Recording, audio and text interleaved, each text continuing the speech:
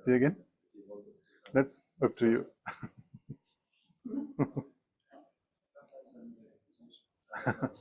No, please, if you feel like coming closer, please come closer.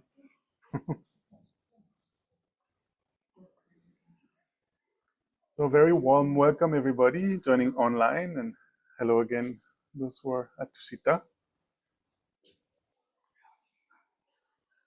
So today we'll be talking about equanimity, or seeing everyone as equal, which is, the foundation that we are trying to establish before meditating on compassion and transforming that compassion into bodhicitta. But before we do that, we'll take a moment first to arrive here in this space, to arrive on the cushion, and at home to arrive in front of your device, leaving our worries outside, coming into the present moment. And we can do that by taking 3 deep breaths. Deep, so that the stomach rises and falls every time we breathe in and out.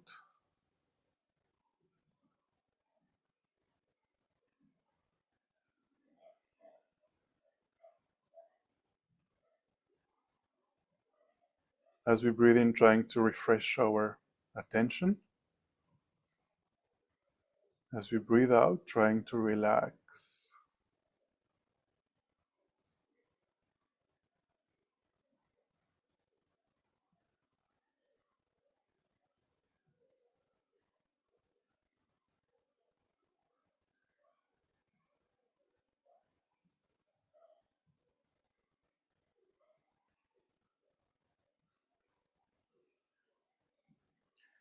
Then what we will do is a short placement meditation, a short shamatha meditation, or calm abiding.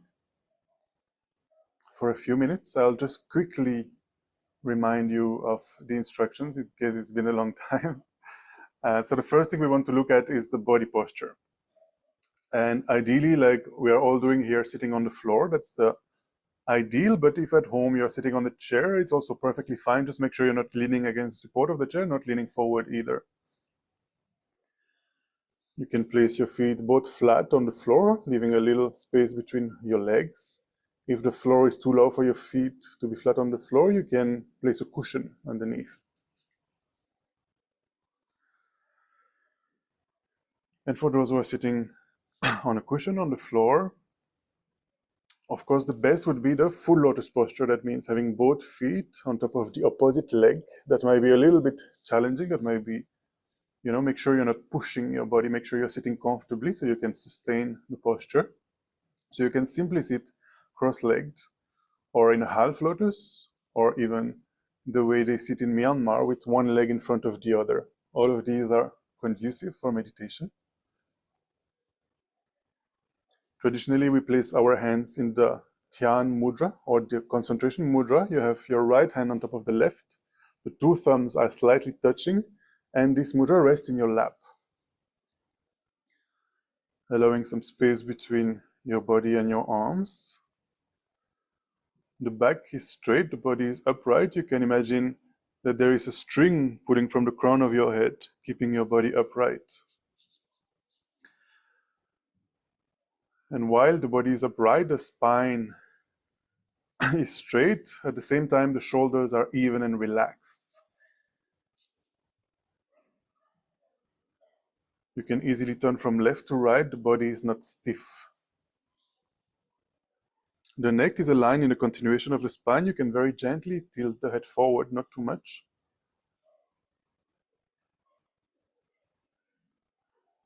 You can place your tongue just behind your upper teeth, towards your upper palate. This helps to reduce the production of saliva while you meditate.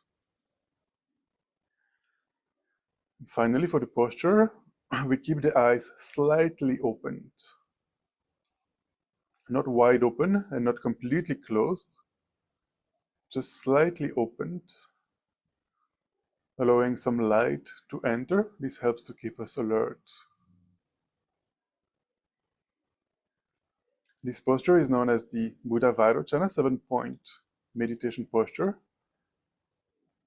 And the most crucial one out of the 7 is for the body to be upright. Now that we looked at the body, let us look at our mental activity. When we are talking about calm abiding or shamatha, what are we actually meditating on? So if this is a practice that is very familiar to you, I would recommend you stick to your usual object of meditation.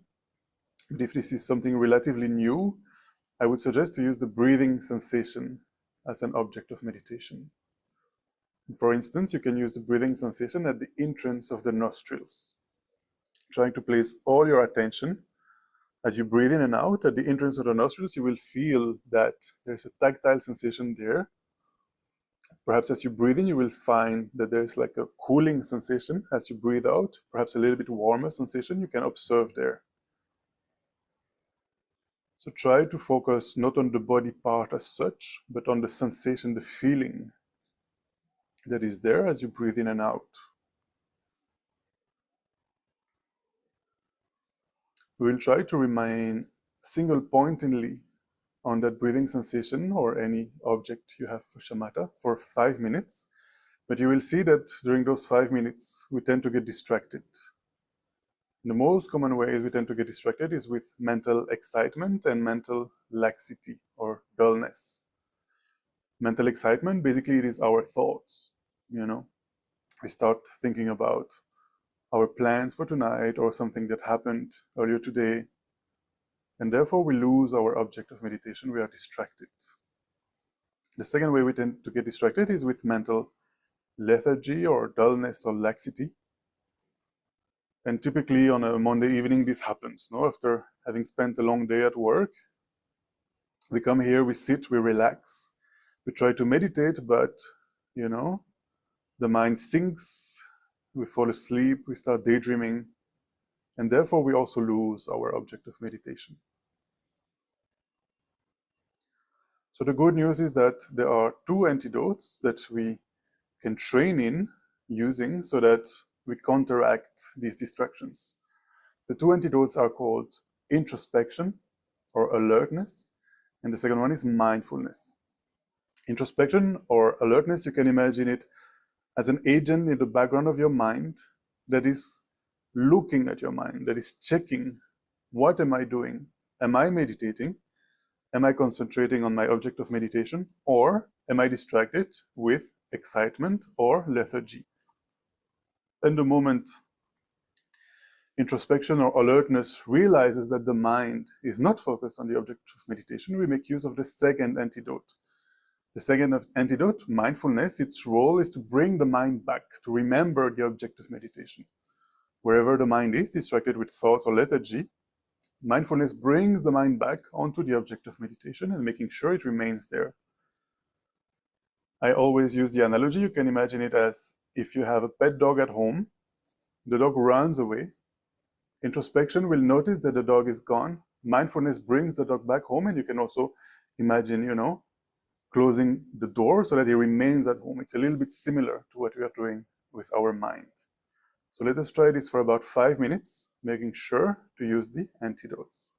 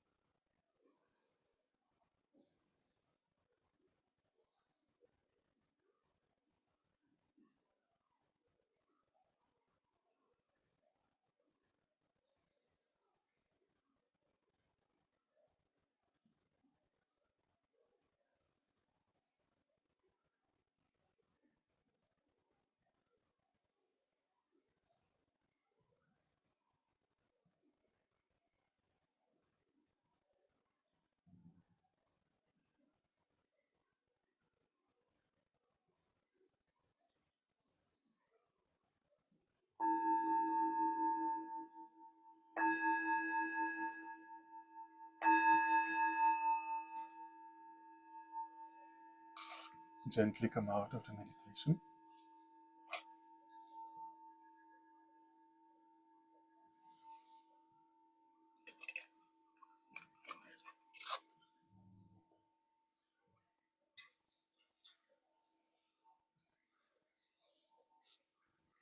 Was anybody able to meditate for 5 minutes without any distraction? So actually, it doesn't matter how many times we are distracted. What matters is that we make use of introspection and mindfulness. If you are distracted 100 times, just making sure we are using the antidotes 100 times. This is the practice. Gradually, when we use the antidotes, gradually our concentration can become more refined. And slowly, you can see that the distractions come less and less often.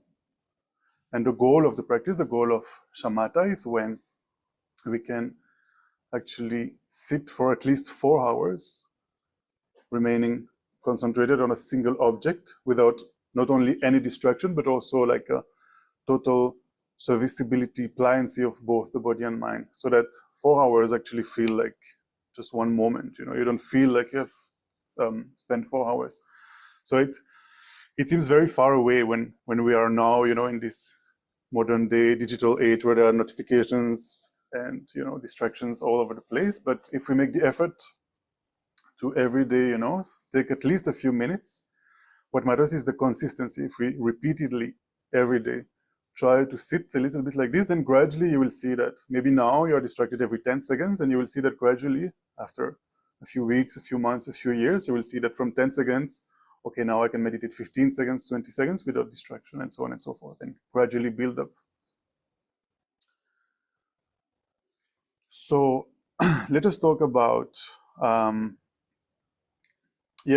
why it is advised, to keep the sessions short, especially when we begin with meditation. It is actually wise, to sit just for a few minutes and not for 1 or 2 hours. That might be a little bit, maybe a little bit too challenging, a little bit too much as a beginner. Even though, we want to meditate, we want to make the effort, we want to refine our concentration, it might be a little bit counterproductive, because if we sit for 1 or 2 hours, after 1 or 2 hours, we might be totally exhausted. The next time we see the cushion, we don't want to sit again, but also for 1 or 2 hours, probably instead of using the antidotes carefully, we will just, let our mind wander and just strengthening our bad habits instead of getting familiarized with introspection and mindfulness. Whereas if we sit for 3, 4, 5 minutes, however much time you have in the morning and or evening, and you make a commitment, for this very short amount of time, I will make the effort to use introspection and mindfulness. This is how gradually we can familiarize ourselves with them. Then as well, maybe now 5 minutes felt a bit short. That's a good sign that you want to do it again in the future. So talking about the Lamrim, I think this is the 8th session that we are talking about the Lamrim. And the way we do this is that I briefly introduce one topic, and then we can discuss here in person and online whatever thoughts we have about this topic, whatever understanding we have about this topic, we can discuss. Then we do an analytical meditation on that topic. And then finally, again, at the end of the session, we can discuss a little bit more if there are, if you want to share comments about the meditation or further talk about the topic itself. And just to give a short recap of what we discussed in the 7 previous sessions. The very first one, we talked about the nature of our mind, how, how the Buddha explains that our mind has no beginning, no end, that since time immemorial, since beginningless time, we have been taking rebirth again and again and again. And that this mind will not cease, even though the body will cease, and the body, is produced physically. The mind has no beginning, no end. A little bit, if you observe scientifically, even matter in the universe, any matter also doesn't come from nothing, and when matter ceases, also doesn't disappear, no, doesn't vanish in the universe. Even our body, if we bury it or if we burn it, the atoms that compose our body, they will never disappear, right? They will transform. Our body will transform into some kind of other matter, other energy, and will remain. When it comes to the nature of the mind, we also talked about the potential that our mind has. So at the moment we can, observe that our minds, they have what we call disturbing emotions, very common. We have emotions like attachment, like excessive desire. We have minds of anger, jealousy, pride, hatred, anxiety, depression, these kinds of disturbing emotions that disturb our peace of mind, that take away our peace of mind. So we saw that these emotions are not inherently part of our mind. They are kind of, it's possible to eliminate them. They are not part of the nature of our mind. They are adventitious. They can be removed. They can be purified. A little bit like if you take a bottle of water and you go here to the Yamuna River, you take a transparent bottle and you take it, you will see that the water is not really pure. There are many things you can observe in the transparent bottle. But if that same water you put through an RO, you filter it, and you put through a reverse osmosis, you will see that in the end, you will end up with pure H2O, pure water, no? So similarly, the nature of our mind is clean, clear, and all these disturbing emotions can be removed. That is what we call in English Buddha nature, or Buddha potential. In Sanskrit, it is called Tathagata Garbha, this potential that we all have. Then we saw in the second session that we saw how at the moment we are very fortunate that we have a life where we are born as humans with conditions that are very favorable for us to eliminate these disturbing emotions. We are born as humans, meaning, for example, contrary to animals, we have a very critical thinking. We can think philosophically and so forth. Not only that, but we are born in a world where 2,500 years the Buddha came and the Buddha taught. His teachings are still very much available to this day. There's a community of students and practitioners, and there are many also supporters that allow, for example, places like Tushita to exist, Not only that, but we have all our physical, mental capacities. Not only that, we have an interest to look inwards. Just the fact that we come to Tushita, that we connect online on Zoom to attend such sessions shows that we are not entirely satisfied, with our existences, that we want to find a deeper meaning. So we have an interest to look inwards, to look at our mind, to transform ourselves, removing these disturbing emotions. So having all these, freedoms, all these endowments is what we call in Buddhist terms having a precious human rebirth, which is extremely rare and precious. Then the third session, we saw that this opportunity of the precious human rebirth will inevitably come to an end. 100 years from now, none of us will still be around. And so not only it is inevitable that one day we will pass away, we also don't know when we will pass away. We don't know when the time of our death will come, which could be, even today.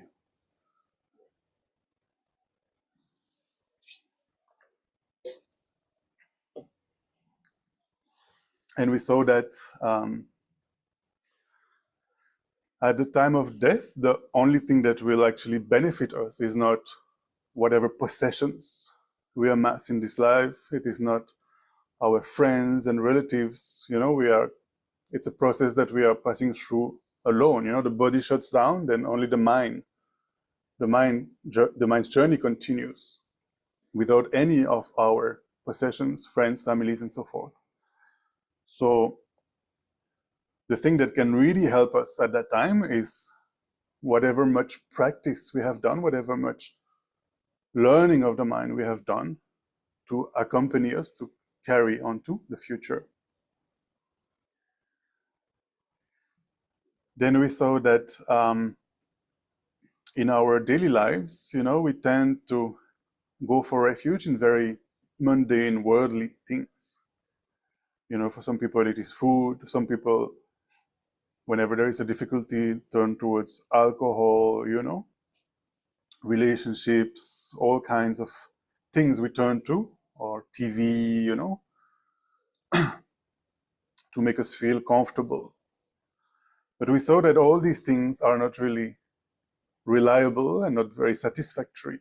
They don't make us 100% happy, the happiness we are looking for, the contentment we are looking for.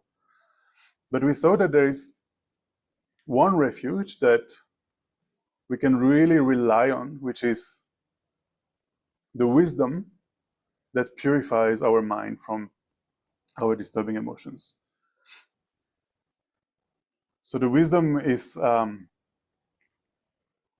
wisdom we are talking about here is the wisdom that realizes the absence, the emptiness of inherent existence of phenomena.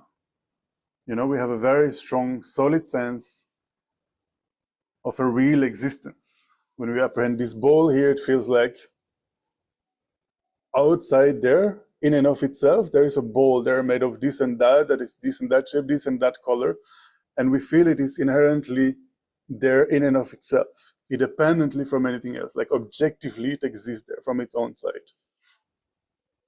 And we have that apprehension very strong, especially with the sense of I, me, myself. We have a very solid impression of an independent self there.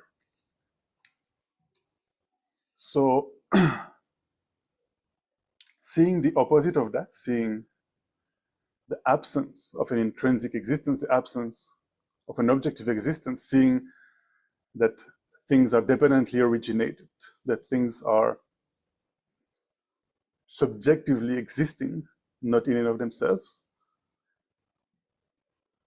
that is the actual refuge we are talking about here, which is reliable, which is purifying our minds, which eliminates the disturbing emotions.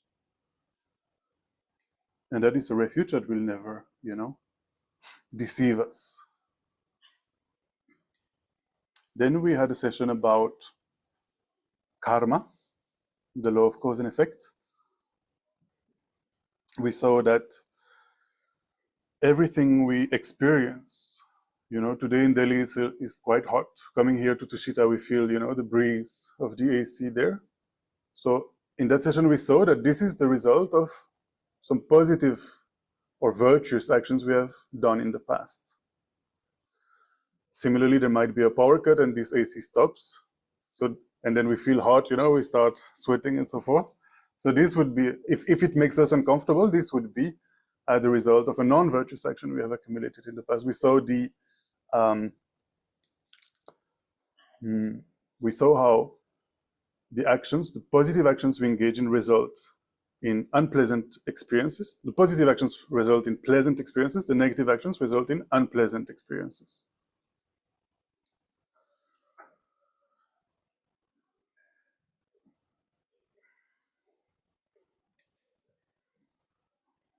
Actions such as killing, stealing, lying, harsh words, divisive speech, all these kind of non-virtues, inevitably, unless purified, they ripen in the form of unpleasant experiences. Now, the good actions we do, even though they have a good intention, they're benefiting others, such as practicing generosity or helping someone in need and so forth. These will ripen in the form of pleasant experiences, but because at the moment we still apprehend things as existing very solidly, very inherently, independently, even though our actions are good, they are contaminated by this misconception. So we perceive, for example, if we You know, if we give 100 rupees to a beggar on the street, we have the apprehension that this beggar is inherently there, and I, the very generous, person giving 100 rupees existing inherently there, inherently existing Nico giving 100 rupees that are very solidly existing there, seeing all these three things as very solid there.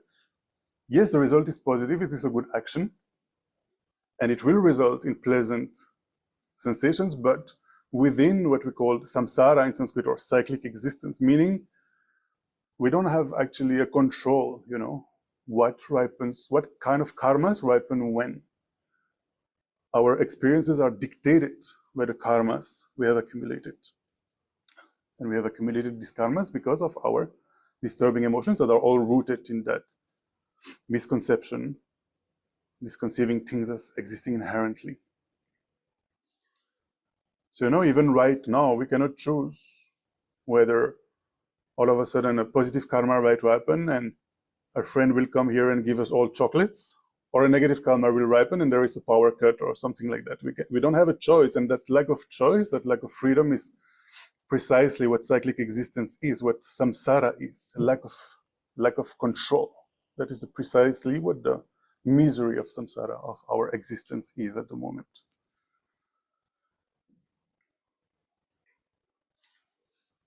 Then we talked about the truth of suffering, and what I described right now is mostly what we talked about, how we suffer because of this misconception of reality,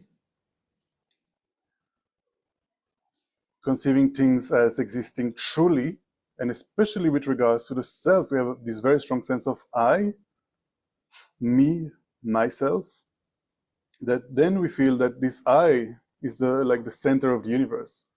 We have the impression that everything revolves around us. And because we have that, we want to make, that inherently, solidly existing self very happy. We want to cherish that I more than anything else. We definitely feel that this I is more important than others.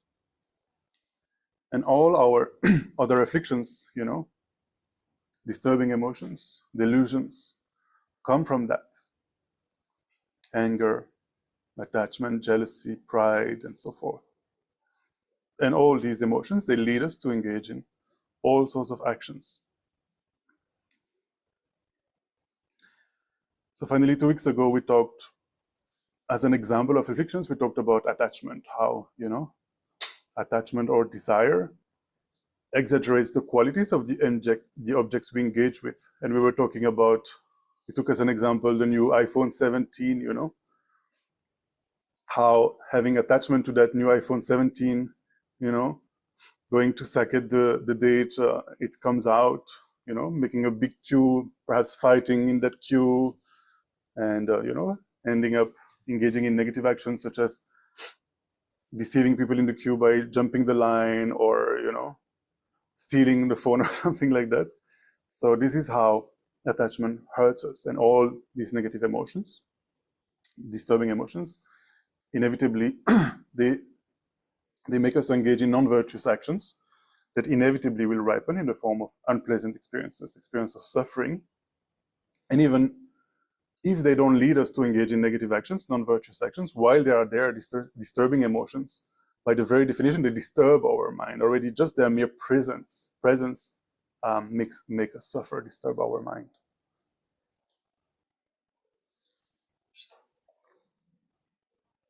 So basically in those 7 sessions, we covered what is in the Lamrim classified as the small and the middle scope.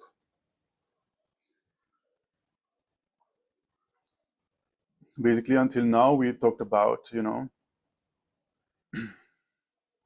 gave a kind of an introductory understanding of the mind and how things function, and why and how we are trapped in the prison of that mind, that samsara. But we talked about this in a at a personal level. So today we will start talking about what is called the Great Scope, which basically is not concerned only about oneself, but about all other beings who are, trapped in the same situation, who are trapped in the same cyclic existence, being reborn again and again and again and again because of these disturbing emotions that are all rooted in that misconception, that self-grasping ignorance that we all have. So in the Great Scope, we will talk about what in Sanskrit is named bodhicitta, or in English we can call it the mind of awakening. And the next, I think, 3 sessions, we will gradually go there to bodhicitta. Bodhicitta is this aspiration, this wish to liberate all beings from that samsara, to benefit all beings. How? By achieving the state of a Buddha, by becoming a fully awakened being in order to guide others there. So I think the 3rd session in the Great Scope will talk very specifically about bodhicitta, and today and the next session we'll talk about the foundations that can lead us there. Today we'll talk about equanimity, seeing all beings as equal, which is the foundation to,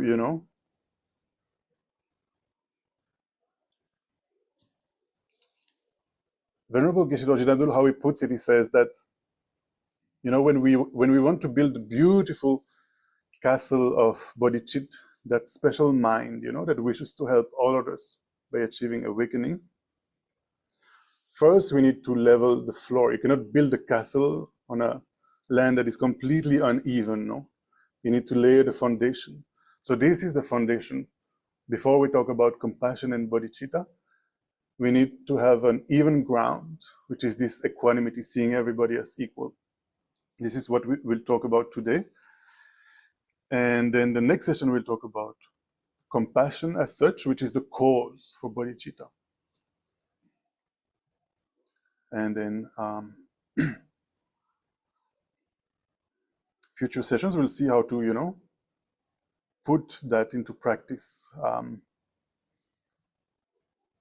For example, we'll talk about Tonglen, which is an actual, like a very active meditation on to generate bodhicitta.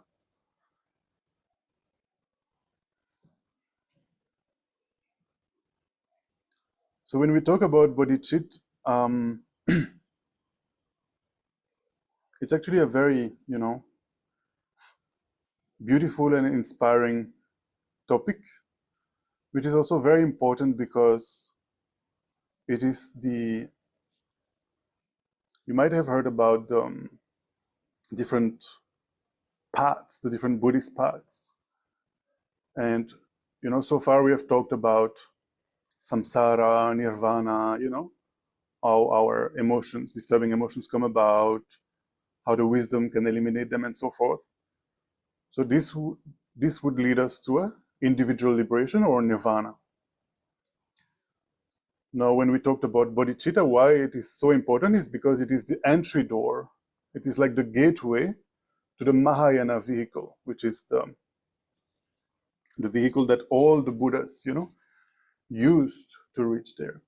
So what defines a Mahayanist or a bodhisattva? A bodhisattva is that being which has generated bodhicitta and is now training to become a Buddha. So to enter that vehicle, to become a bodhisattva, having that mind spontaneously, like pervading all our thoughts and actions, this is the entry door. But until then, through familiarization, we can generate that mind, through analytical meditation, doing repeatedly that analytical meditation, going through all the steps, like we are going to do over the few next sessions, starting with equanimity, meditating on compassion, practicing Tonglen, for example, contemplating the disadvantages of cherishing oneself, the advantages of cherishing others, generating altruism, then we can generate that mind, that wish to achieve full awakening in order to benefit other sentient beings.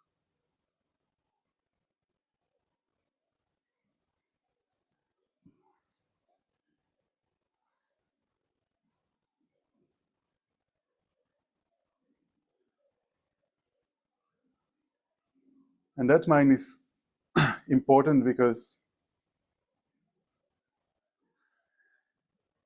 at the moment it might feel like, just words in the air, no? When you talk about compassion, benefiting others, achieving awakening.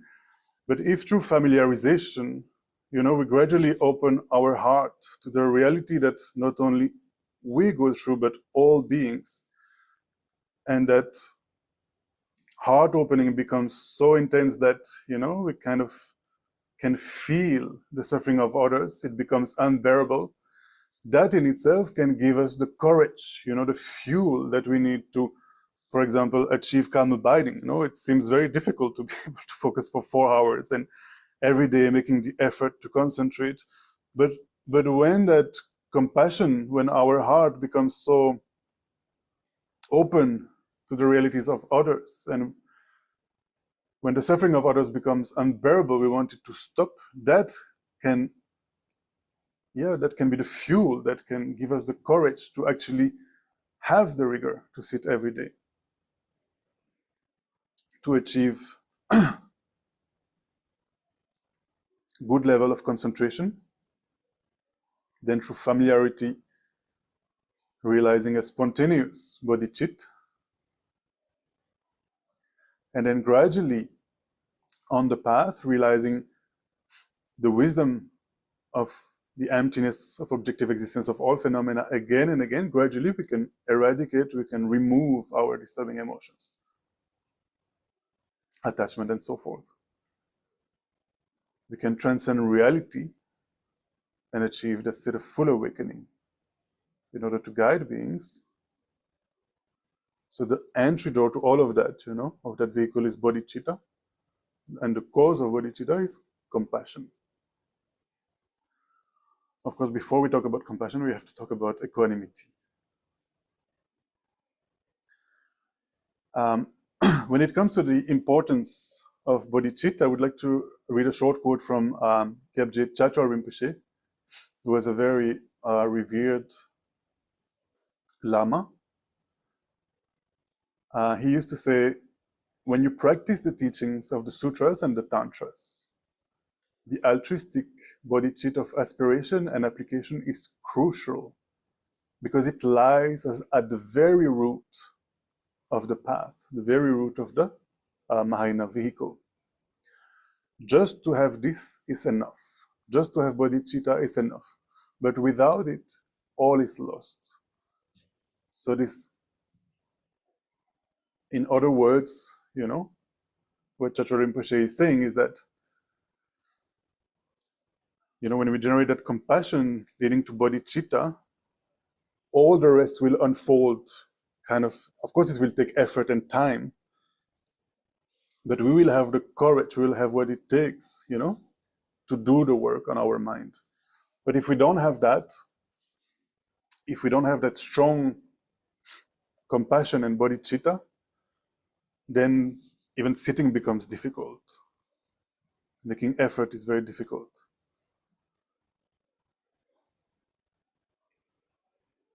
Now, of course, if we have a very strong sense of renunciation, a very strong aspiration to just ourselves be free from suffering, just ourselves be free from that, circle, samsara, then that can also give us the courage, to achieve concentration, realize emptiness, and gradually remove our disturbing emotions. But the goal is different. The goal there is individual liberation. When we generate compassion, we are so concerned about the welfare of others, then our goal is very different. We want to become a fully awakened being in order to guide them, in order to lead them out of suffering.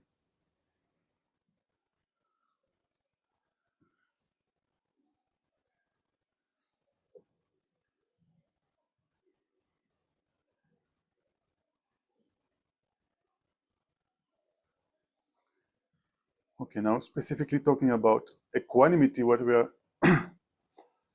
talking about here, as we were saying, is to have a foundation of a stable ground. We cannot develop compassion and bodhicitta on a ground that is uneven. You know, if we feel like a certain category of beings are worth our help, some beings we don't care about, and some beings we don't want to help at all, we even want them, to suffer, then having a mind of compassion towards all beings, of course, is impossible. If we have that, then let alone talking about bodhicitta, completely impossible.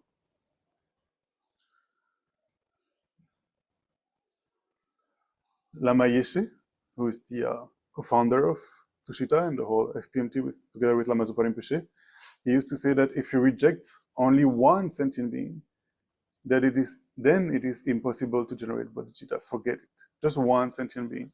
Lama Zopa Rinpoche was often talking about just one tiny mosquito that is bugging you or biting you. If that being, if you reject that being, then great compassion, bodhicitta, impossible. How would you define rejection? Like not wanting to benefit that being. Yeah, not wanting that being to be happy. Yeah. It's difficult, but today we'll try to do that. I just killed a mosquito. Yeah, Oh, God. so many times. It seemed like a dengue mosquito, so that's my bad time off. Yeah, even I was thinking the other day. So Lama Zopa Rinpoche, about mosquitoes, he used to say, just like myself, that mosquito wants to be happy, doesn't want to suffer. And right now, to be happy, what he wants is just one drop of blood. So actually, Lama Zopa Rinpoche, he was practicing generosity with the mosquitoes. There is one story. Once he was in Lumbini, in Nepal, where the Buddha was born 2,500 years ago, and arrived there, I think, late at night. And Lama Zopa Rinpoche used to, not sleep during the night. He was, meditating or replying letters of his students and so forth. And that night in Lumbini, he was sharing a small room in a monastery with his attendant. And in the middle of the night, the attendant kind of woke up and saw that, of course, as usual, the light is on. But that night, not only the light was on, Lumbini is in the Terai. It's like almost at the border with India. It's like the jungle there, no? So there are many, many, many mosquitoes. So that night, not only the light was on and Rinpoche was, reading his sadhanas, his text, but he let the window open, the light on, and he pulled over his ropes, and his back was completely black, covered with mosquitoes. And this was just, one of the ways Rinpoche was practicing generosity with the mosquitoes. There are many stories with Rinpoches and insects and animals. When he was much younger, he always had one of his socks was full of small insects that he would see on the way, like lice and all sorts of insects, to keep them warm, There is one story also of a nun who was to meet Rinpoche for the first time in like the 70s. And she was very nervous, at the idea of meeting a Tibetan Lama, Tibetan Rinpoche. Like, what will he think of me, and he will see my mind. But when she entered Rinpoche's room, she saw that Rinpoche was like bending like this, and he was offering a little bit of his tea to an ant. So she thought, okay, I'm safe here. Okay, so just digressed a little bit. To come back to equanimity, or seeing everybody as equal, the foundation for compassion is to recognize, like we were saying, the mosquito, it just wants to be happy, it doesn't want to suffer. This is similar to all beings, basically. We all share that We all have that common aspiration. We want to experience happiness. We don't want to experience suffering or pain. And all the actions that we do, that all sentient beings do, are motivated by that intention, no? Not wanting to suffer, wanting to be happy. So in that sense, we are all equal, no? The mosquito, us, our brother, the beggar, the taxi driver, everybody shares that same intention. So logically, it doesn't really make sense not to discriminate, considering some beings as our friends, some beings as our enemies, and then not caring about all the others, because we all have that in common, no? Also, if we consider rebirth, if we consider the beginninglessness of our mind, the beginningless amounts, the countless amounts of lives we have had before this life, then at different stages, some beings have been the annoying mosquito, but some beings have been, our partners, our parents, our children. And now we don't see, who you were in relation to me in a previous life. Now we don't remember. So logically, we could also infer, that in the past, everybody has benefited us, and equally everybody has kind of harmed us or disturbed our mind in the past. So again, there is not a real logic there to discriminate between friends, enemies, strangers.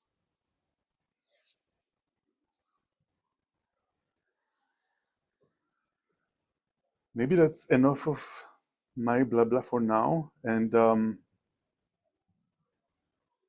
before we actually do an analytical meditation on equanimity and trying to equalize how we perceive beings, perhaps we can discuss a little bit, if you would like to, share anything about your understanding of equanimity, or any thoughts, anything you might think of.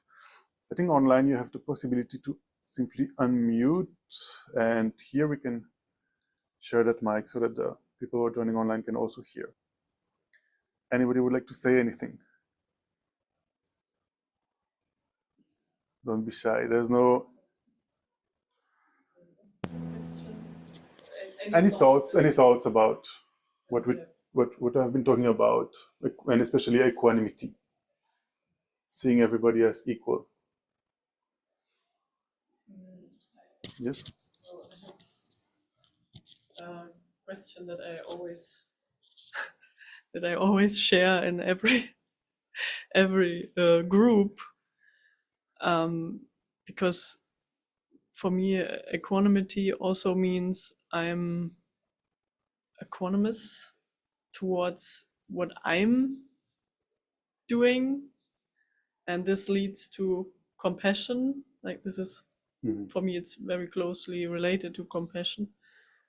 And for me, it's more, okay, what I want to share is more a question. How am I equanimous? Like how I develop this self-compassion. Like for me, basically, right? Yeah. In my understanding, compassion comes before equanimity. It's very closely related. So maybe this is a misunderstanding. So how do I achieve this? So compassion,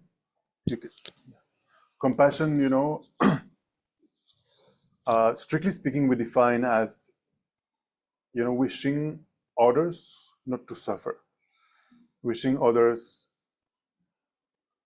not to be revolving around samsara, and the root of that being this self-centered attitude that we have, seeing ourselves as the center of the universe, seeing ourselves more important than others. And that itself is rooted in that misconception, that self-grasping ignorance that we have, conceiving things very objectively real. So compassion is a mind that wishes others not to have that, wishes others to be free from suffering and the causes of suffering, these two causes we just talked about. So when you talk about self-compassion, we could talk about renunciation. Renunciation is the wish for ourselves not to experience that, not to be trapped in samsara, to be free from self-centered attitude and from self-grasping ignorance, this misconception, and also therefore not suffer, not revolve around samsara, not take rebirth involuntarily and have all sorts of experiences, pleasant, unpleasant, without any control, you know. That would be self-compassion or renunciation. So, yeah, I think that self-compassion or renunciation is also a prerequisite to compassion. If we don't know what suffering is, and if we don't want ourselves to be free from suffering, then how can we have that for others? No, seems difficult. No, how can we relate to others who are suffering if we cannot identify what suffering is, and if we also ourselves don't want to be free from that? It's, I think that's that actually that is what defines like a psychopaths. No, they see people suffering and they could not care less. No. Could do that to yourself if you don't care about your own Exactly. suffering. Yeah. Then how do you ever want to develop? Exactly. So that is why, you know, in the graduated path, you know, we talk about the truth of suffering before talking about compassion, recognizing in which situation we are at the moment, you know, recognizing we are in samsara and why. And seeing we can put an end to that. And then extending that wish for others also, not limiting it to ourselves being free from suffering, but extending it to all beings who are kind of in the same boat. You on the mic? So my question comes from. But does that answer? Does that address your question? Complex. Yeah. There's not one answer. Okay. It was helpful to think about Okay. renunciation. Yes. Okay. Like we were talking with Kabirji last time about suffering and that different people are born in different families and their karma cycle comes from there. Sorry? And their karma cycle comes from different, different births they have had, and suffering comes with every birth. So it's a complicated question, but so I'm asking this, that if you're born in a certain place and we see certain other people born in a lower class and we want to support them, help them, but because they're born in a certain class and they're not that aware about samsaras and karmas, how can we like help them? Maybe a beggar, if we see, we support them with some money and they misuse it. How can we benefit them? Yeah, that's a very good question. That actually shows already your compassion. But yeah, you know, it is said that, I think Kabirji mentioned also last week that, you know, similarly there is no beginning to our mind in samsara. Similarly, there is no beginning to the Buddhas. There is no, you know, there is not one point in time where Buddha appeared. They have always been there, trying to help us since beginningless samsaric lifetime, since time immemorial. But until now, I mean, I cannot speak for you, but I am still trapped in samsara. I still have attachment, I still have ignorance, aversion, anxiety, all these things. Despite the Buddha trying to help me since countless samsaric lifetimes. So, yeah, this shows that if the person we are trying to help is not open to that help, and you know, it is said that the Buddhas, they cannot transfer their realizations onto us, they cannot transfer their understanding onto us, they cannot purify our karmas for us. The only way they can help us is by teaching, but then it is up to us to, you know, understand those teachings, contemplate on those teachings, meditate on those teachings, put them into practice. Mm-hmm. So of course, if I try to teach a mosquito about the truth of suffering and samsara and compassion, that is, first of all, it cannot understand what I'm uttering, but even a human being who is so, I mean, we can see, even Kabirji mentioned last week in Delhi NCR, I think he said 33 million people, Yeah. And how very few come here, how very few come online. How many have an actual, interest to look inwards, who recognize that there is a dissatisfaction. There is not the everlasting happiness that we are seeking. It is not there outside, and we are trying to find it inside. So having that interest and having the human body, having access to Buddha's teachings, having our mental, physical capacities is very rare. That's the precious human rebirth we were talking about. So rare and incredibly, incredibly precious. So now that we have the opportunity. And how can we help? I mean, of course, if there is a beggar in the street and I start telling him about all these things, there will not be much benefit, right? But if I give him 100 rupees, there will be some, even if he misuses that money, from my side, it's a virtuous action. Of course, contaminated by my misconception of things.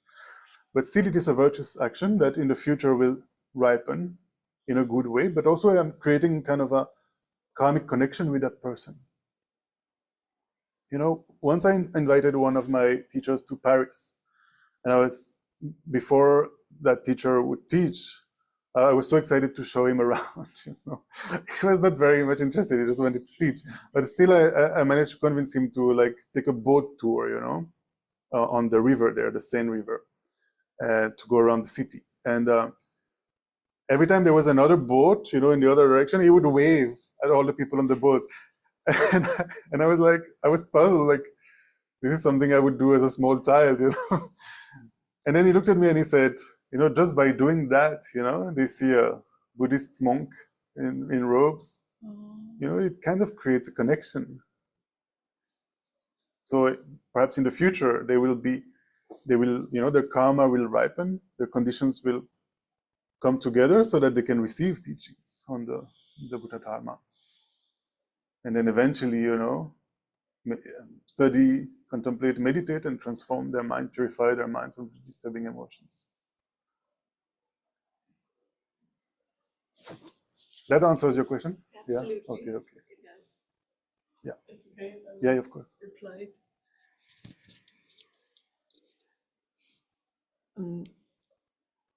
Actually, I have an additional thought to what you shared about the beggar. And interestingly, it's also related to the renunciation from the illusions. When I think of equanimity and think of the Buddha, how he has helped us and we are not free from suffering, and yet his compassion is aimless, and I think this is really difficult to do in a world that is unfair. Or for example, I have a simple example. We have the Oktoberfest in Germany right now, and we left on the day to Delhi when the Oktoberfest started, and I still feel happy for the people attending Oktoberfest, even if people drink a lot of alcohol. And for me, this is kind of now I had this realization that this is equanimity towards whatever is happening. I have compassion, so it's more about the attitude or just it's not necessarily about what I do or what I give to the beggar, or if I tell people alcohol is not good for you, I won't solve that, and I don't have to be a Buddha to have this mental attitude. Is this? You can still rejoice that people are enjoying themselves. Yeah. Yeah. Even though and what they are sometimes- doing is not very Yeah. helpful, right? That's what you mean.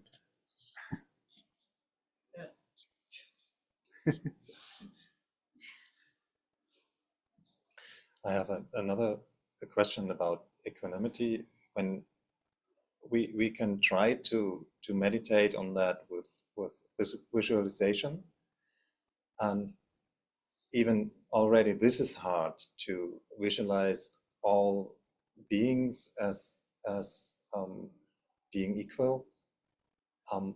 There's still me visualizing that and looking at all the others and seeing me as equal to all the others while I'm doing that, and while I'm knowing I do have this precious rebirth. I still don't know how to get there. This is really difficult. Yeah, perhaps before trying to develop equanimity, we should also kind of equalize ourselves, with others. Yeah, the Tibetans, they have that saying, I am only one, others are numberless. And just as I want to be happy, everybody else wants to be happy. So kind of cherishing that only one I over countless others logically doesn't really make sense. No? Geshe Damduli, he often uses the example if we, if we were to go on a pilgrimage here, I don't know, like if we were all going to, I think in Shanti somewhere there is a stupa here in Delhi. If we were all going there, and today is quite hot now, like 34, 35 degrees, and let's say we went there and walking, no fans, no AC, and we didn't bring any water. And there are no shops, on the road. We're going there. We feel so thirsty, so hot. Then suddenly we run into someone who gives us a little bottle of water like this, these very small Bisleri bottles. And let's say we are a group of 10 people and we are all, so thirsty and hot. So I take this little bottle of water and I say, who wants to have it? Instinctively, we'll all say me, I am thirsty, If we are honest with ourselves, that is our natural answer. I want to have it. I want to relieve my thirst. But then if we check, if we analyze, it doesn't make much sense, because all the others in the group are equally thirsty. All the others in the group are equally feeling warm and don't want to experience that thirst, don't want to experience that heat. All the others in the group want to be happy, don't want to have that pain. So yeah, is that related to what you were saying? Kind of equalizing ourselves with others first? It is related, but it's also about the actually it's a really nice example. I will keep that and I will go deeper into that. But it's on the precious. It's about the precious rebirth, which tells us this is so precious. It's so rare, and this is doing the opposite thing with us. It's taking us out of all the others and telling us we are special in some way. Yeah. And this is what is like a contradiction, and I cannot solve that. Yeah, of course, if we meditate on the precious human rebirth at different points, and that makes us feel special, that is not the intention of that meditation. Like side effects of that meditation with, recognizing our leisures and opportunities. Some side effects could be, recognizing this rareness, the rareness of this opportunity, the preciousness of that opportunity. Then Lama Zopa Rinpoche used to say, then there is no There is not one single second left for like depression.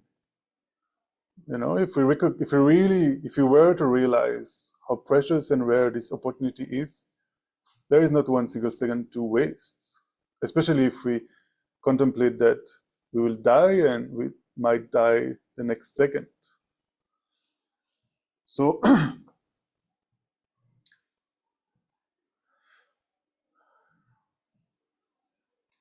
you know, when we try to generate bodhicitta, we go through the different steps, and equanimity, compassion is one of them. Between compassion and bodhicitta, there is also the step of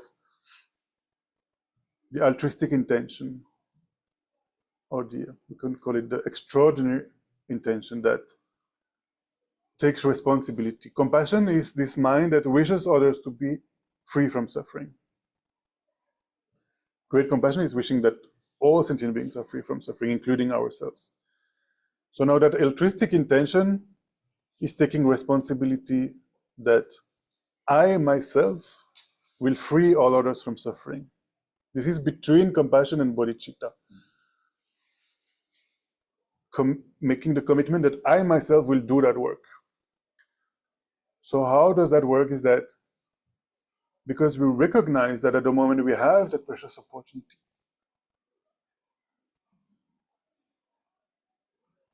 Other beings like animals,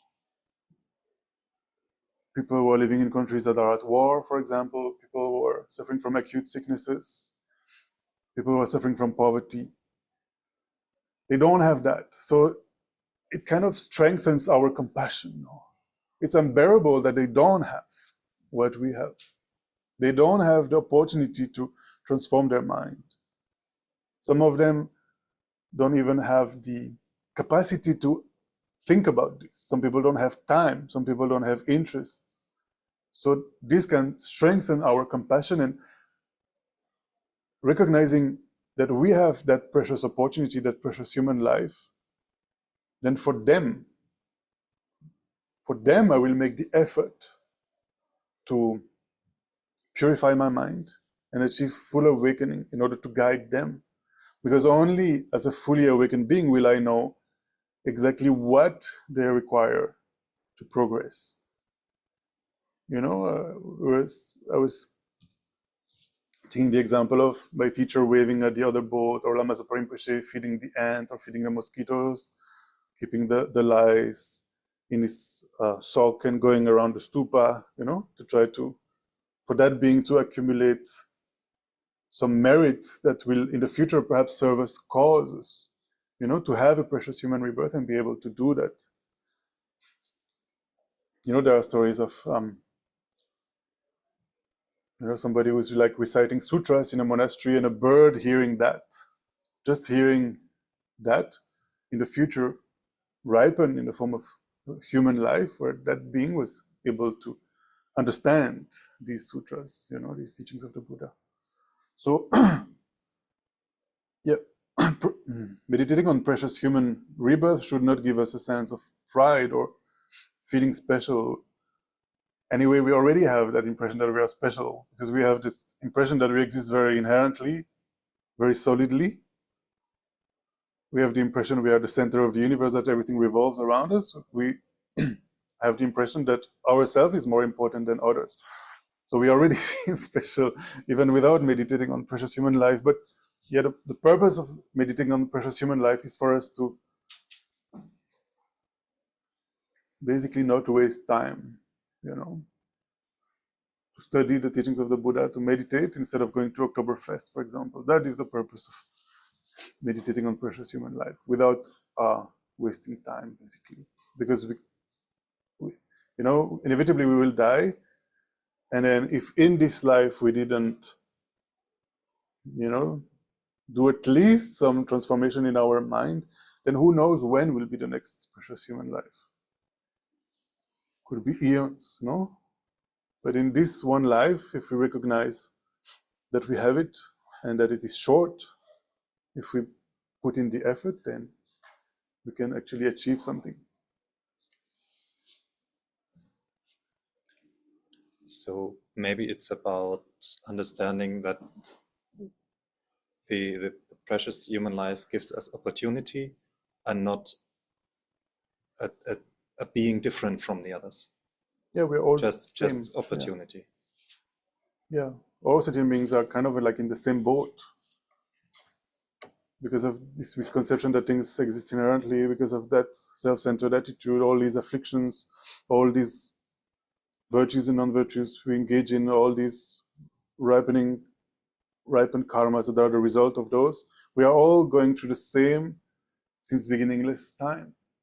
And the person who might be living in a country at war today, or might be begging in the street, perhaps had, precious human life in the past.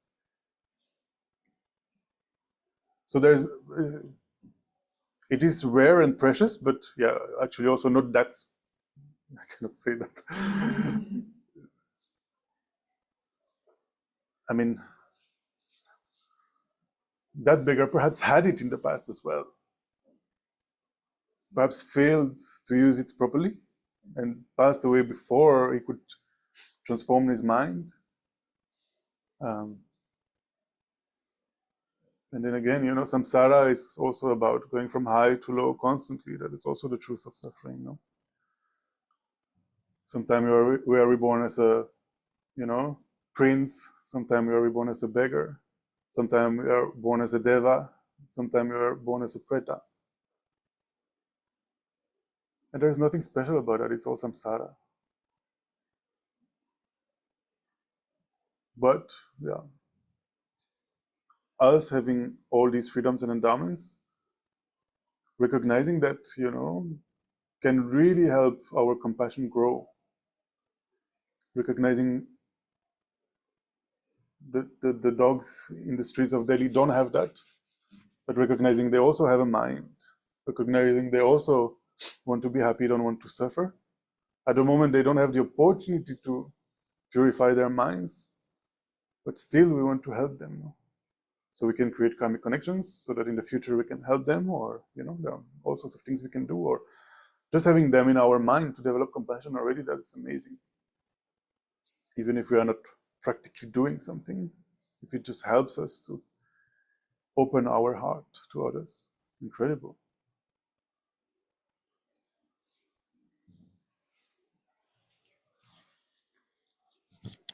So very quickly, I find it very hard to develop compassion for people who have pure evil, evil by design.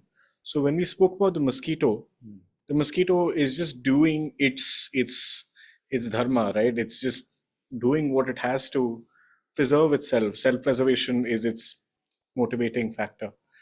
But when you look around and you see people like Hitler or Netanyahu who are driven by evil, and that's it. Not for self-preservation, not for seeking any joy out of it, but just they revel in evil. I find it very hard to develop compassion for such persons. And then, contrasting Buddhist philosophy with Hinduism, which says, good over evil. We have the Sera, and you're supposed to purify yourself, and the good will triumph over the evil. I follow Mingyu Rinpoche, and our closing dedication is always about developing compassion for all sentient beings so that they receive happiness and the causes of happiness. But perhaps an ancillary aspiration could also be that these people who are hypersentient, people who have the intellect to think and the ability to design evil, are also guided on the path of dharma. Perhaps like Ashoka, who was on the path of evil, transforms himself. So maybe there are two levels of sentience, and people who are capable of being guided on the evil path, an aspiration to sort of get them on the path of dharma.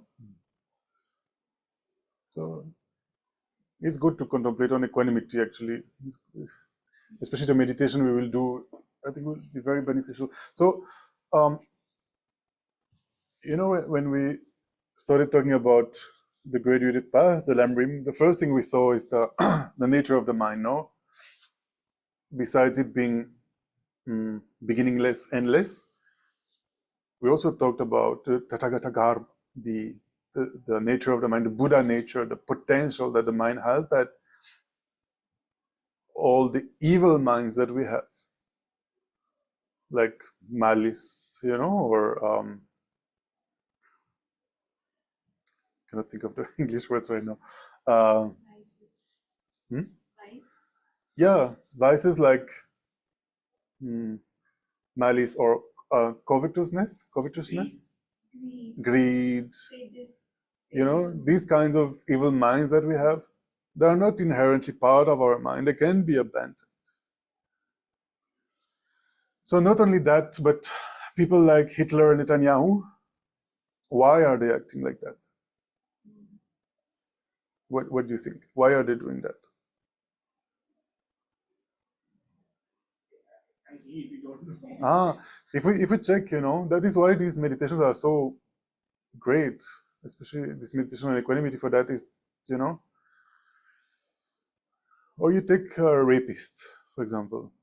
I can still imagine a rapist or probably a thief, a murderer, a bad father.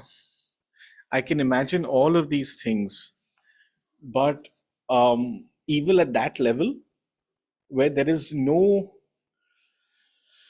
social conditioning that can explain that. So I find it hard to sort of fathom why someone would do this. The same reason why a rapist rapes, a thief steals. A thief probably does it for self. A thief does it for self-preservation. He has no other means. Well, not necessarily. Some people, they steal because it makes them happy, and that is the motivation, actually. Same for Hitler or Netanyahu. Why they are behaving like that? The root of their intention, their motivation, is the same that we all share. We want to be happy. We don't want to suffer. And now, because of perceiving reality in such and such ways, for them, they misconceive what they are doing as being the source of them for happiness. They think that if I do that, I will be happy. If I do that, I will not suffer. Of course, it's completely mistaken, but at the root it is the same intention that we also have, that the mosquito has.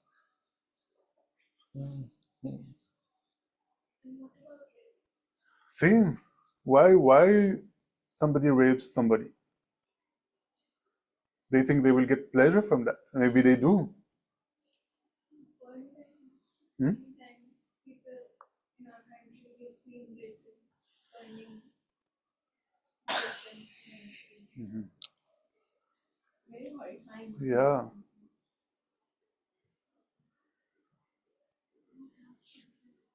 It's like, can't fathom what sort of happiness.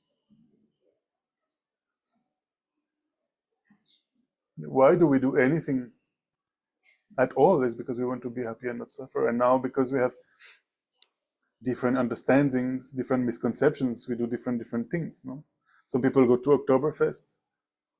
Some people become Netanyahu. Some people come here and want to look at their minds. Some people help beggars in the street or help the street dogs. So the root cause of everything is seeking happiness.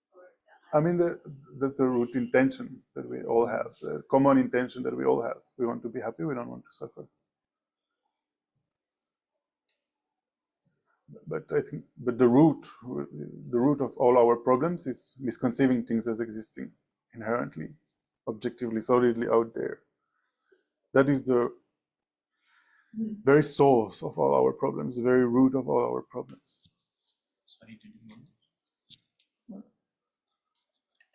Actually, I have a counter question.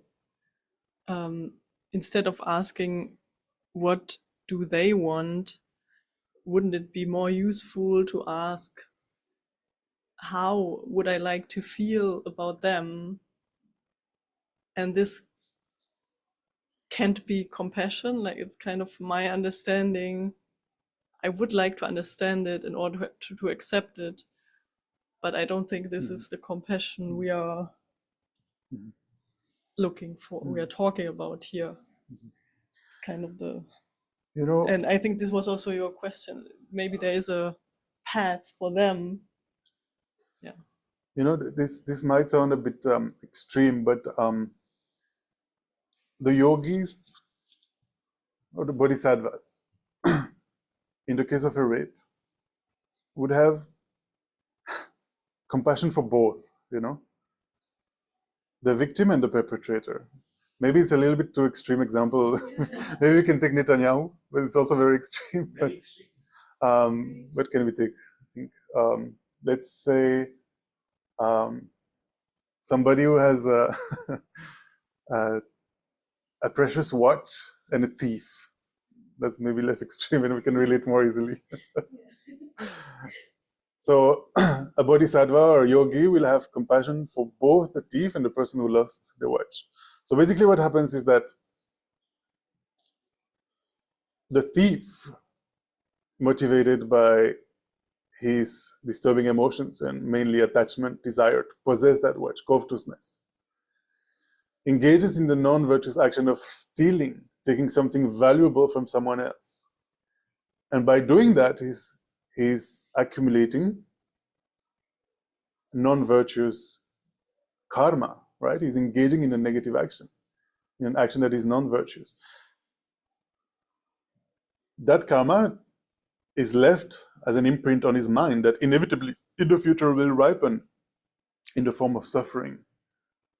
And actually the result of such actions is to be, losing one's possessions easily, being stolen from, and so forth. So the yogi, the bodhisattva, has compassion for the thief, that in the future he will experience the results of his negative action. On the other hand, the person who lost his watch, that losing his watch is the ripening of a negative action he has also done in the past. But now that karma is gone, right? It has ripened, it's finished, it's purified by him losing his watch. So actually, I would go as far as saying that the yogi, the bodhisattva, has more compassion for the thief than for the person who lost his watch. But of course, these thoughts are very challenging, no?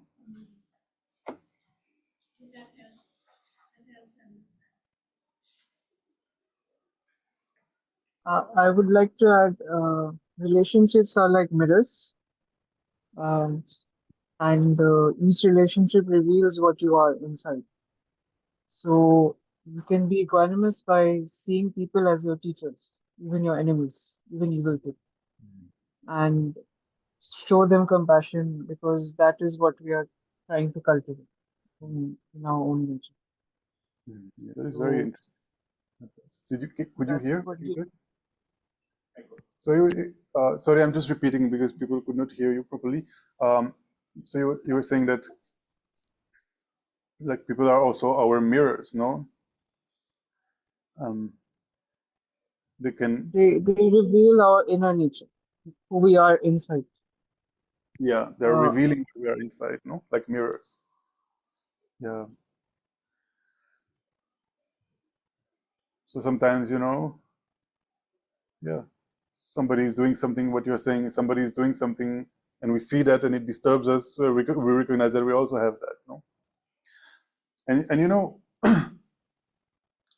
even more than that, again, the yogis, the bodhisattvas, and Lama Zopa Rinpoche was king at that, if somebody would come and insult him to his face, Rinpoche would bow down to that person and say, thank you. Because thanks to that person, he gets to practice patience, which is not always so easy to do. Like, it's not very every day that you get such a person coming to your face and insulting you, So if you can train your mind to react in a non-aggressive way and seeing that person as helping you in developing your patience, then yeah, that person becomes so precious actually. But of course, it's very challenging thoughts though.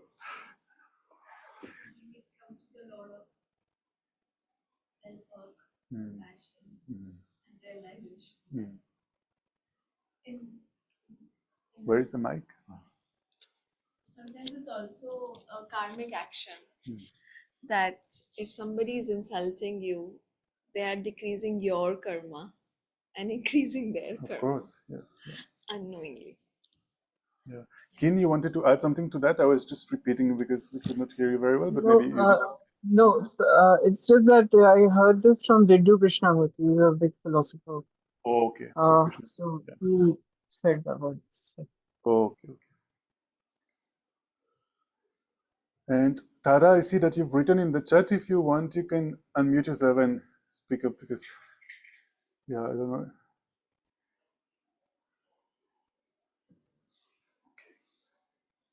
Taraji, yes. You have to unmute yourself. Cannot hear you. You need to unmute your microphone. Oh, still muted. Yes. Can you hear me now? Yes. Now, yes. Sorry? Yes. Oops, now I can't hear you. Yeah, Okay. because you don't have your earphones. Okay. I was basically saying that as I see it, what I understand from His Holiness, the Dalai Lama, or some of my gurus, they would not give up even on someone like Hitler. Very Of difficult course. for them. But they wouldn't because they don't see them as being objectively and, by their very nature evil. Yes, they followed the wrong course. And Netanyahu, of course, is doing that right now. But the very fact that you see all this as advantageous, you don't give up on anybody. And His Holiness, the Dalai Lama, is always, very often, whenever I've heard him, he's talking about, people always ask about the Chinese and how they treat the Tibetans. And he says, yes, it's difficult, but they are also our brothers and sisters. And even the regime, he says, I do have, he doesn't use the word pity. I'm trying to think of the word he uses, but he has compassion for them because he knows, he says that unless they change, they are creating very bad karma for themselves. So to be able to think like that, I think is very difficult. We would, of course, jump in and try and start judging Hitler or the Chinese regime or whoever. But I think that is the whole point, to try and not judge others as much as we can, which doesn't mean that we don't try and stop evil people from doing evil. If we have that as an option, that we could stop what they're doing, of course we should. But so it's quite complex. But but I think to that level, I see this as a difference between Buddhism and Hinduism. I don't sit and judge. Everybody has their own karma, but I try as far as possible to, to make it a better world. Yes. Thank you so much. So perhaps now we could do the analytical meditation to try to get a feel of equanimity.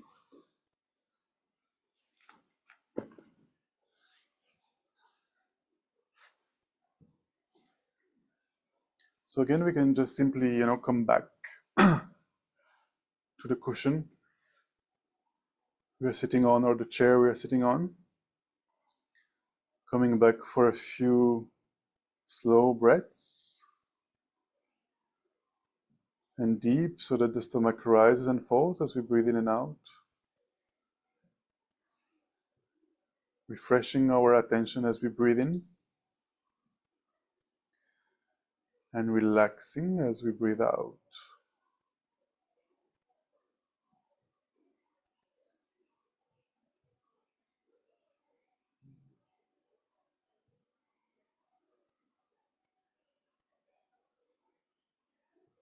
Now let us analyze.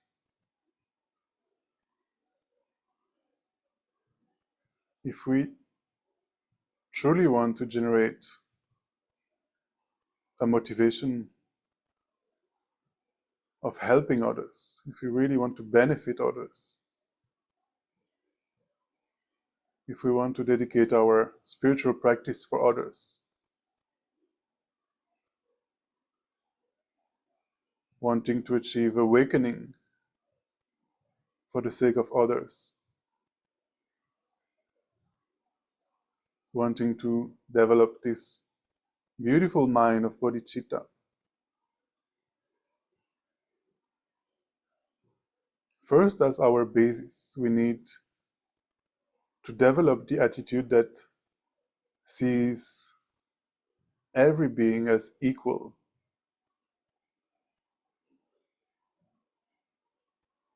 Developing a mind of equanimity towards other beings.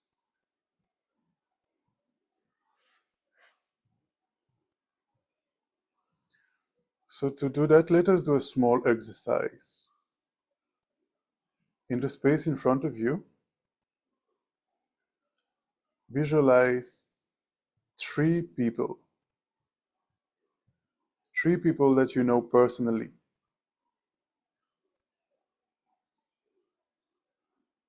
The first one is someone you like to be with, someone you care for very much, or even someone for whom you feel attachment.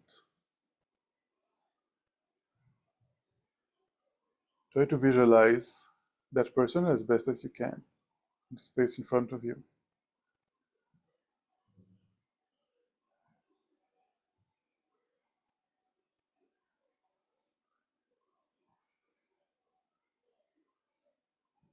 Then next to that person,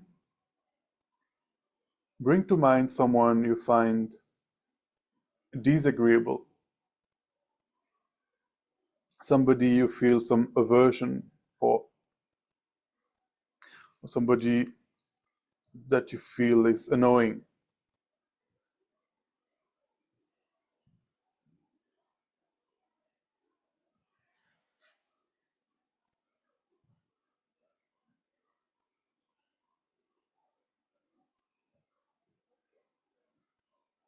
Or somebody you think is a bad person, or something like that.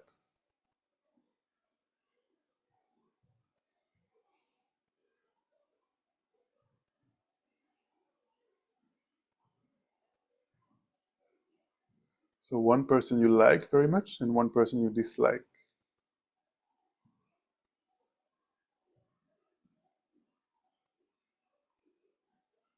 Then next to these two, bring to mind someone you don't know, like someone you've seen but you don't know them.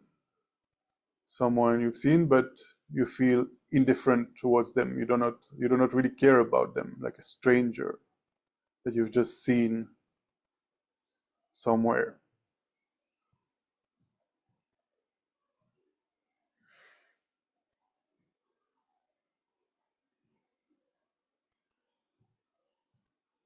Take a moment to choose these three people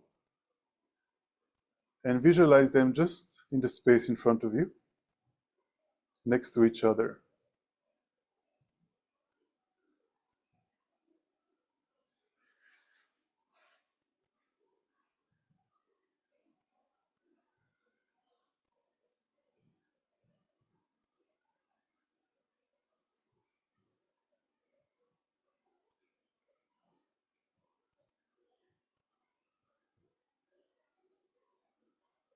Now let us begin with the first person, the person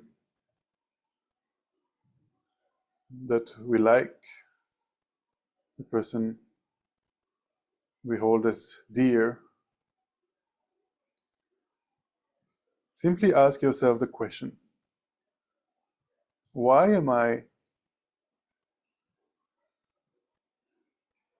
holding this person as dear, very dear? Why am I attached to that person?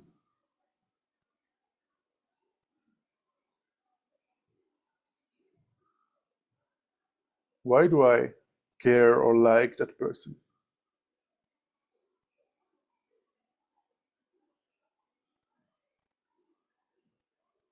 And don't judge your answers, just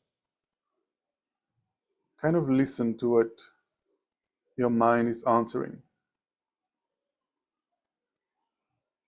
Why am I holding that person dear?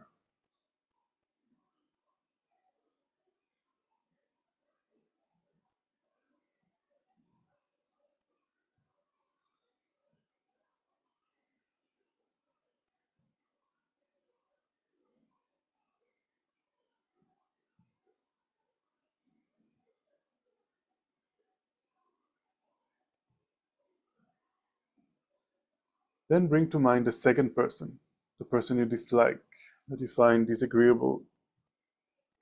And again, simply ask yourself, why do I feel annoyed or by that person, or why do I feel anger or aversion towards that person? What makes this person disagreeable to me? Or why do I feel threatened by that person? Again, just observe your answers without judging.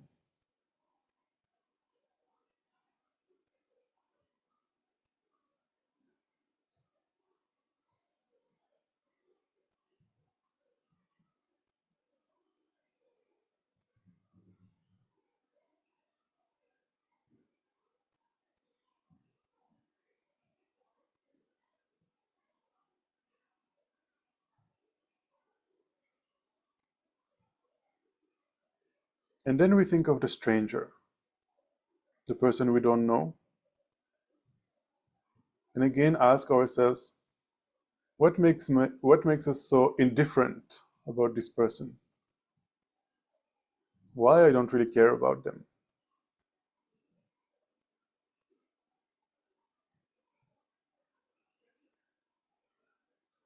And again, just listen to the answers that come to mind without judging.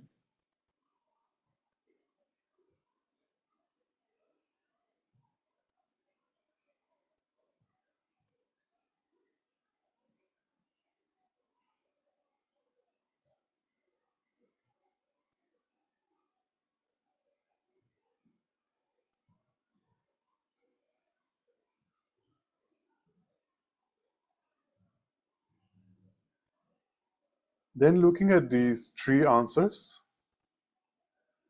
towards these three persons, how we feel towards them, let us see how these answers are discriminative. They're all made in terms of me. They were all made in terms of my own personal view, my own personal point of view. How I see them, how I hold these three people to exist in this particular way. If someone is nice to me, supports me, comforts me, likes me, or has the same interests that I have, or if somebody does what I think is right, or somebody I can trust, then I consider this person a good person and develop some sense of closeness, or maybe even attachment towards that person.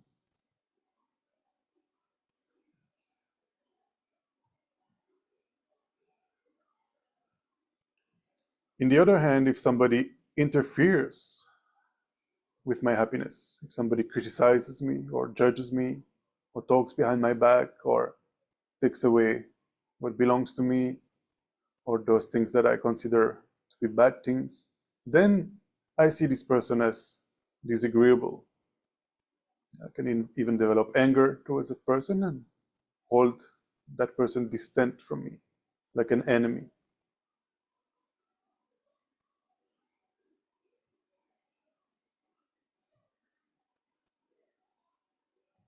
And if I happen to have no relationship with someone, because they don't play a role in my life and don't affect my life, then I don't really care about that person. I feel indifferent towards that person, since this person has nothing to do with me.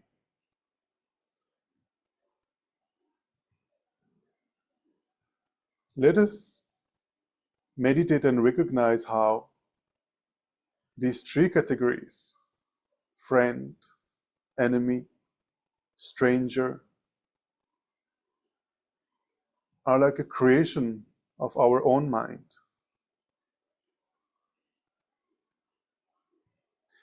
By filtering how everything relates to me, how I perceive things, even if we think we see people as they are from their own side,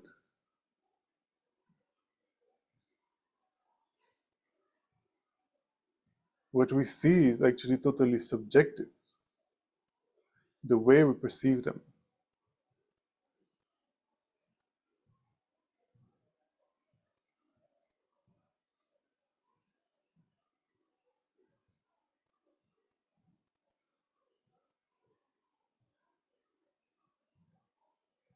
If someone shows their bad quality to me, I consider this person someone I do not like. If this same person shows this bad quality to someone else, a person that I also don't like, then I think that person is actually quite okay.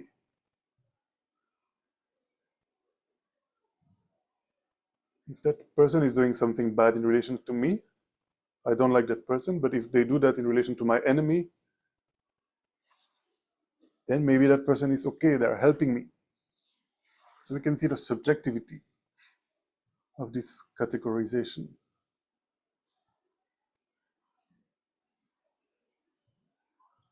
We are not really seeing the person for what they are.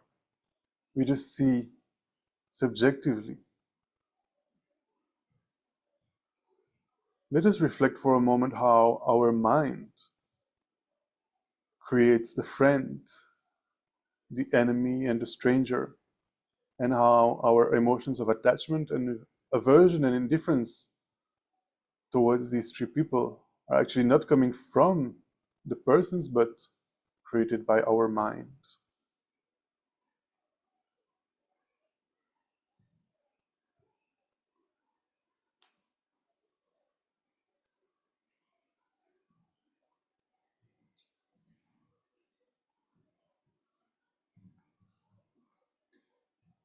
And then another way of understanding equanimity a bit better is reflecting how these roles of friend, enemy, and stranger are changing constantly.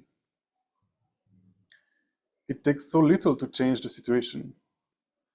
Often only a short argument and then a friend can become an enemy. It can happen so fast.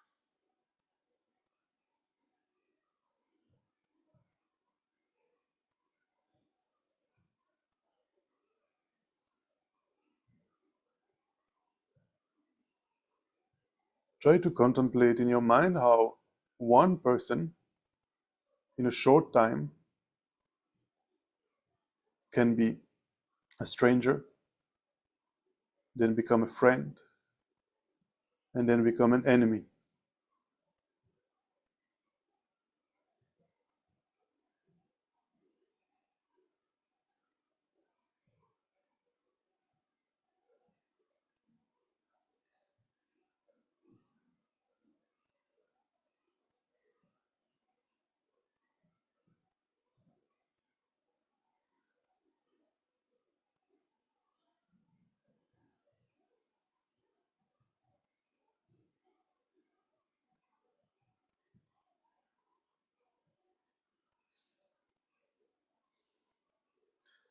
Now let that go of your mind and let us try to develop some sense of equanimity towards all of them, towards all these three kinds, these three categories. Let us try to open our hearts towards all categories, all beings, and seeing that these three categories and all beings, from their side, they are longing for the same thing. All of them want to be satisfied and happy. All of them want to avoid suffering, dissatisfaction, being unhappy. They don't want to experience pain even for a second, and this is exactly like ourselves.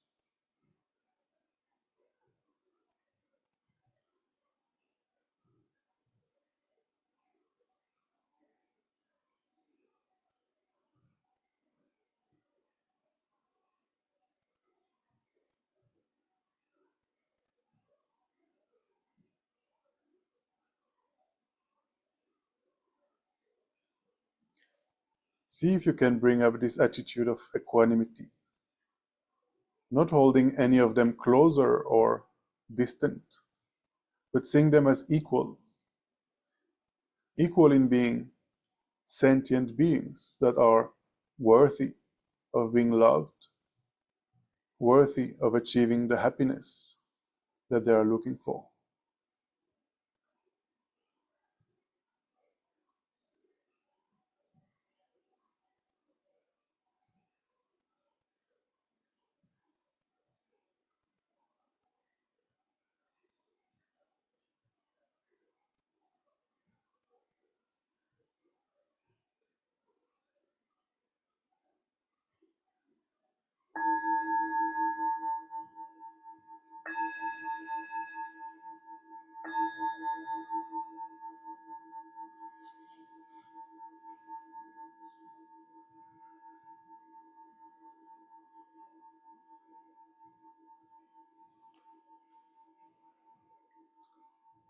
We can gently come out of the meditation.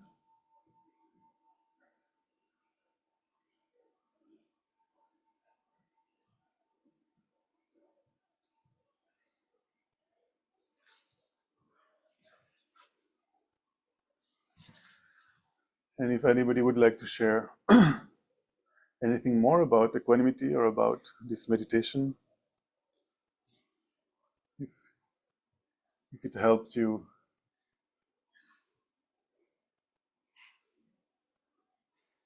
Sorry. or if it raised more concerns. Yes, yes. Please pass it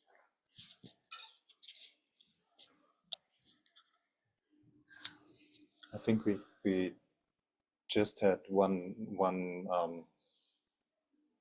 all these steps after each other at the airport, because we came out of the airput and our taxi driver was not there, and so it was something like the enemy at this time, because he wasn't there, and we could get angry, and then he finally came, and okay, he was there and was not a bad person, so but someone we just don't know. And then he was driving us, and he was putting such an effort into getting us to the place, and it was difficult because everything was closed up. It was in the middle of the night, and everything changed somehow. It was really becoming somehow dear or something, and this just came up, and I think it's a really nice example of that. The enemy became neutral and then became nice. Yeah. Trying to go through Delhi in the night with all the gates that are closed.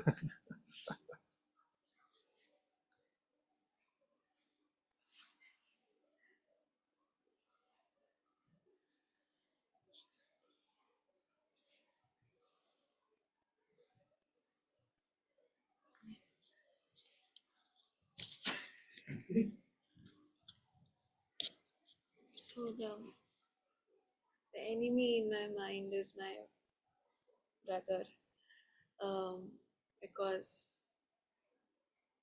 the abuse that I've received from him. But whenever I'm around him and whenever he speaks nicely, it becomes neutralized. However, the memory of that verbal abuse, stays in my subconscious. So it's difficult to neutralize, but because you have a heart for everybody, for them to also be equally deserving for everything, it's difficult sometimes, but we try. I try to forgive and look at the brighter side of them deserving everything. But it is also their karmic cycle, I feel. Yeah.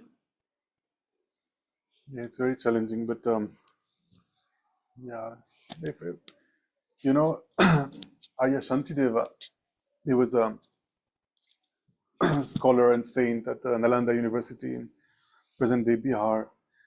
He used to say that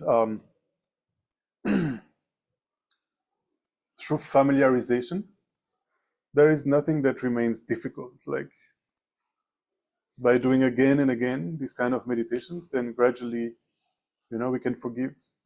Gradually, we can open our hearts even to Netanyahu and Hitler. Gradually, Of course, it's very challenging. It takes a lot of mental effort and familiarization. It's about doing it again and again. You know?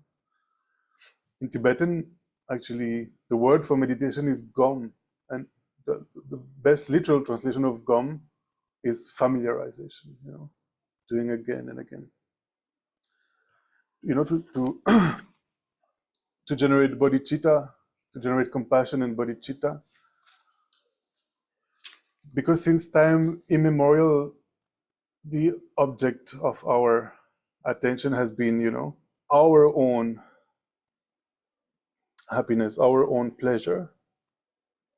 It requires so much effort to go from that self-centered attitude to open the heart and include all beings. But you know, the teachers, they say that if we were to systematically meditate on bodhicitta, like every morning, every evening, like what we've done now is just step one of the meditation, equanimity, you know, but then there are many different steps that we'll talk about in the next sessions. So if every morning, every evening we do that, then it's like, you know, at the moment we have a knot at the heart, and then gradually we untie that knot through familiarization. So what seems difficult and challenging now gradually becomes easy. And then gradually we can, you know, include all beings, even the ones we think are the worst now, we can include them in our love and compassion. But yeah, it takes time and consistency, you know, just like, you know, we say doing a little bit of concentration meditation every day for 3, 4, 5 minutes. If we do it every day with consistency, then gradually our concentration becomes better. Similarly, if we meditate on love, compassion, bodhicitta every day, then gradually becomes easier and easier and easier. I'm just parroting here. Not that I have experience of that, but that's what the teachers say. No.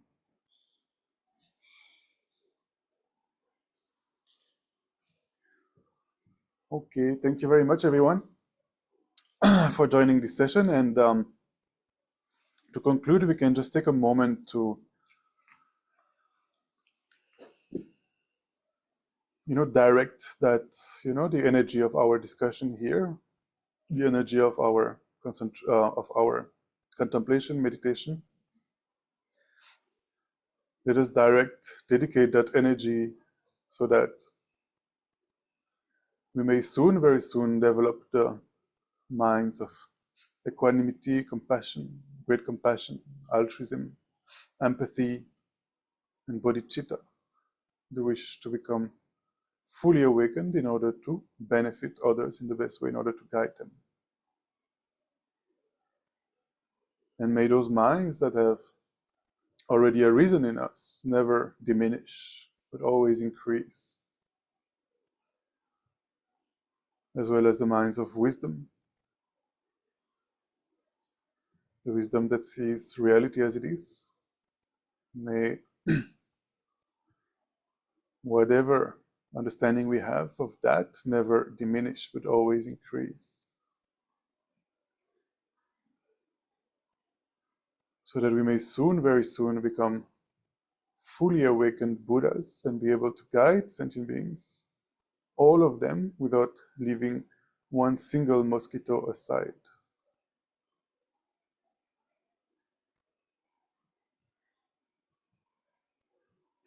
Then due to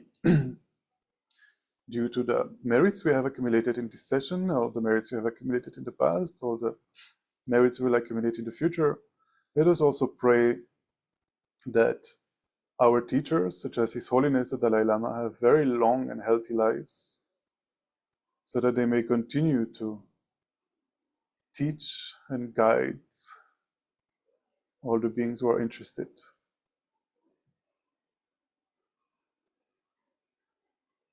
And finally, let us also dedicate so that the wars that are happening around the world immediately come to an end.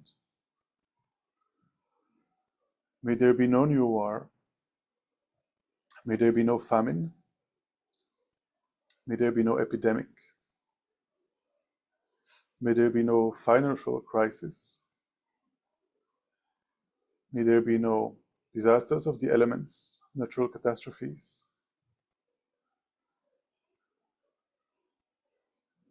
And may peace and happiness prevail in everybody's hearts and lives.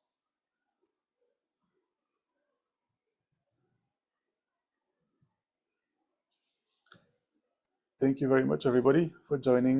Have a good evening. We'll see you tomorrow. Tomorrow we'll do some prayers for the swift return of Lama Zopa Rinpoche. At the same time, 6:30 p.m. here in person and online.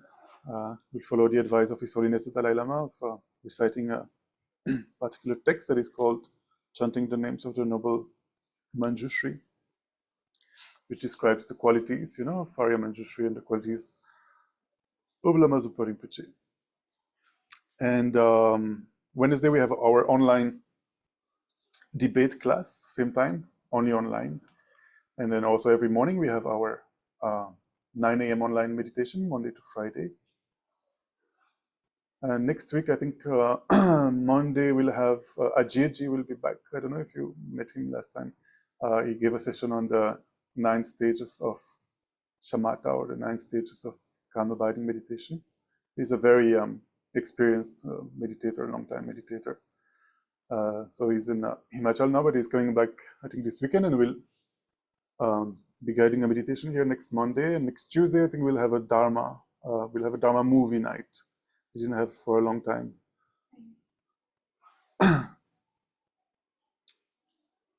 Yeah, then in October we'll have some visiting teachers, some monks. One Brazilian monk who was very close to Lama Zopa Rinpoche, and a monk, Venerable Carlson, who also taught here in the past. And normally Venerable Geshe Dorji Damdul also will come back and teach. I will update you. And I wanted to quickly mention, we have just received today new books that are for distribution. The last few weeks we were distributing a double book from Lama Yeshe, Making Your Mind an Ocean and Becoming Your Own Therapist. And now we just printed 2 books from Lama Zopa Rinpoche as well. Virtue and Reality, Method and Wisdom in the Practice of Dharma, and How Things Exist, which are teachings on emptiness. So, we are now printing those in Delhi and offering for free distribution, and you can collect them in the staircase. We have all these books and other things that you can take for yourself, but also if you want to offer, feel free to take if you want to offer to your friends and families. Thank you so much. Have a good night.